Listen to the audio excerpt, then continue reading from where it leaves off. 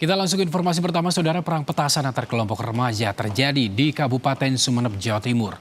Polisi mengamankan 3 remaja untuk dibina.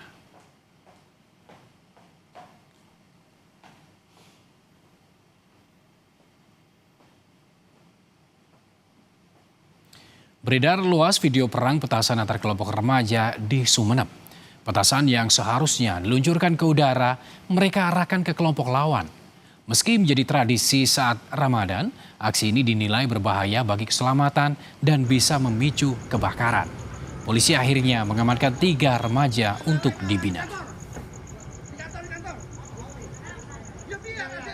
Malam karena sangat meresahkan, akhirnya petugas mengamankan 3 orang. 3 orang itu pun anak-anak di bawah umur. Masyarakat Kabupaten Sumeneb kami menghimbau agar tidak melakukan membakar petasan.